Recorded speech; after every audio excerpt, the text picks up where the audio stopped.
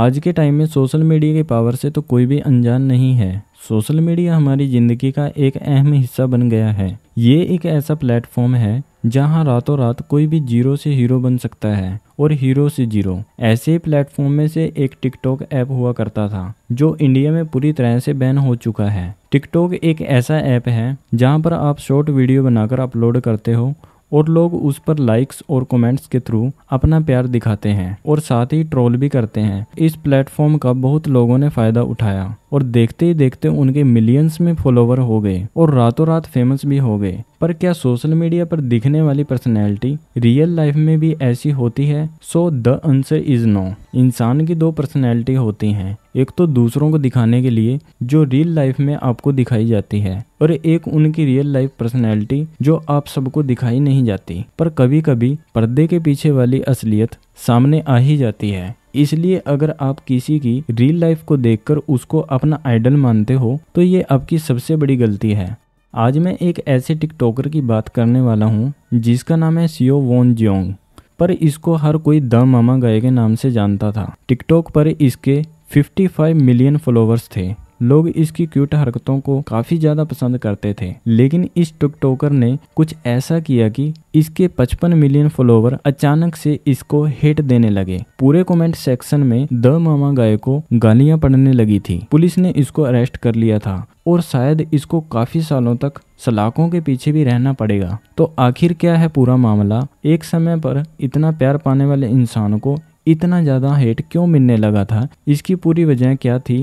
आज की इस वीडियो में मैं आपको बताने वाला हूँ। So hello guys, my name is Salman Khan and welcome back another case study with me. The mama guy के नाम से मशहूर टिकटॉकर का नाम सियो वॉन जियोंग है। इसका जन्म 19 नवंबर 1996 को साउथ कोरिया में हुआ था। ये टिकटॉक पर वीडियोस बनाता था जिसमें यह कोई भी ट्रेंड या हैक ट्राई करता था और लास्ट में बच्चों की आवाज में मामा चिल्लाता था।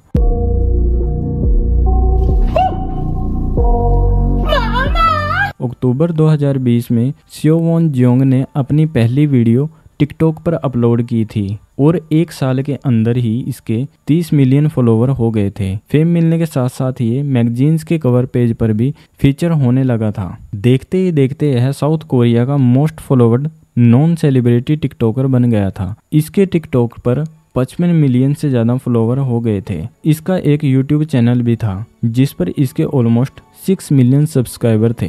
यूट्यूब पर भी ये सेम वीडियोस डाला करता था। इसकी अपनी यूनिक वीडियोस और एंड में मामा बोलने की वजह से लोगों ने इसे प्यार से द मामा गाय की पहचान दी थी। ये देखने में काफी ज्यादा इनोसेंट था। इसके फेस से ही इनोसेंस झलकती थी और ये कोरियन ब्यूटी स्टैंडर्ड्स के अकॉर्डिंग हैंडसम भी था, जिसकी वजह से ये काफी लोगों का क्रश भी बन गया था। पर कहते हैं ना, डोंट जज a book by its cover.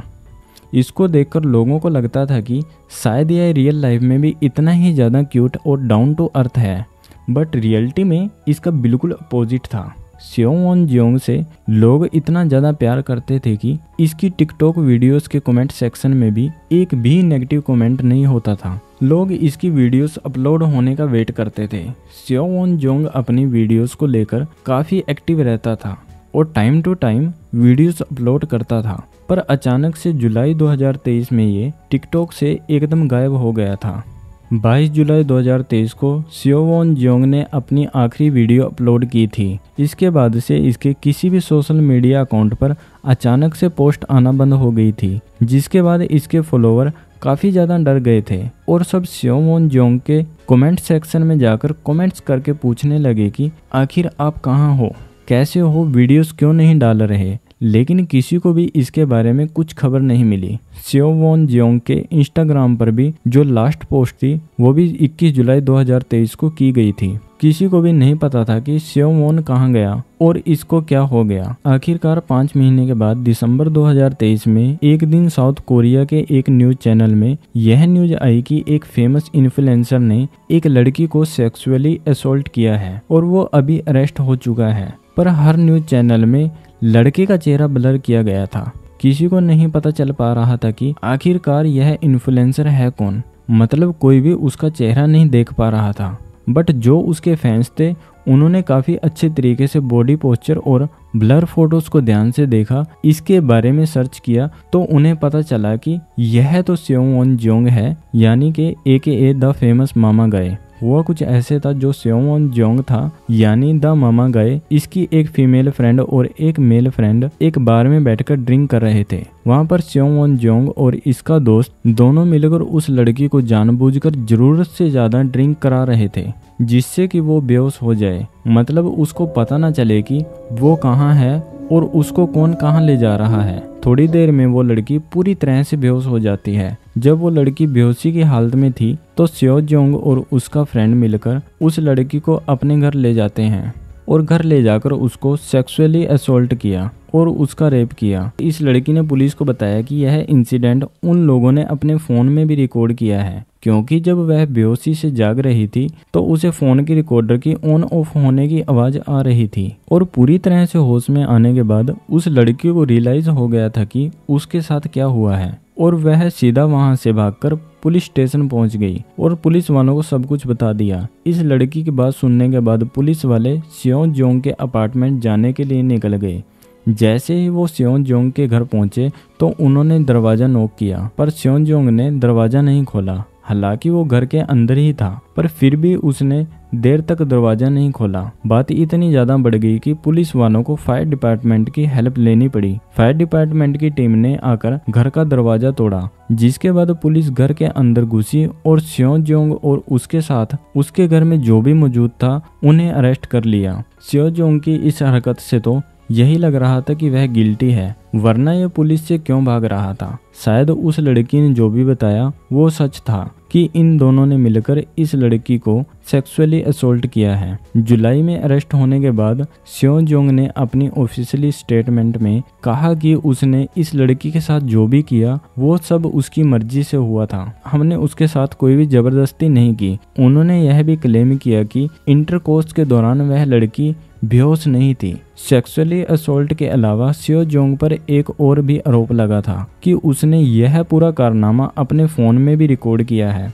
बिना उस लड़की के कंसेंट के। पर यह वाला चार्ज पुलिस को हटाना पड़ा, क्योंकि सेओ जोंग के फोन से ऐसा कोई भी फुटेज या वीडियो नहीं मिला जिससे ये प्रूव हो सके कि उसने इस असॉल्ट को रिकॉर्ड किया था। यह केस अभी भी कोर्ट में चल रहा है और अगर सेओ जोंग गिल्टी पाया जाता है तो उसे 7 साल की सजा हो सकती है। जब लोगों को इस केस के बारे में पता चला तो काफी अजीब रिएक्शन थे। लोग द मामा गाय को लेकर गुस्से से भर चुके थे। काफी लोग इसका मजाक उड़ा रहे थे। काफी लोग कमेंट कर रहे थे कि इस आदमी ने तो अपनी जिंदगी बर्बाद कर ली और अब टाइम है जेल में बैठकर मामा चिल्लाने का। कुछ लड़कियों ने कमेंट किया कि अब हम तो क्यूट लड़कों पर भी ट्रस्ट नहीं कर सकते। कुछ लोग ऐसे भी थे जो ये मानने को तैयार ही नहीं थे कि उनका फेवरेट इन्फ्लुएंसर कभी कुछ गलत कर सकता है। कुछ कमेंट्स तो ऐसे भी थे जिसमें लिखा था कि सेओवन जोंग तो बहुत ही क्यूट है, अगर उसने ऐसा क्राइम किया भी है तो प्लीज उसे जेल मत भेजो। अब मेंटेलिटी देख रहे हो आप लोगों की कि अगर कोई क्यूट है और कोई क्राइम कर रहा है तो उसको सजा मत दो। हालांकि कोर्ट में अभी तक इसका क्राइम प्रूव नहीं हुआ है। एक्चुअल में सेओ जोंग गिल्टी है या नहीं, इसमें बिना सच्चाई जाने हम कुछ नहीं कह सकते। मैंने भी द मामा गाय की कुछ वीडियोस देखी हैं, बट समझ नहीं आता लोगों को ये इनोसेंट और क्यूट क्यों लगता है। मुझे तो ये जो मामा गाय बोलता है ये काफी क्रीपी वाइब देता है। मैं कभी भी द मामा गाय का फैन नहीं रहा हूँ। ये जरूर बोलना चाहूँगा कि आजकल रेप के फेक केसेस भी एग्जिस्ट करते हैं।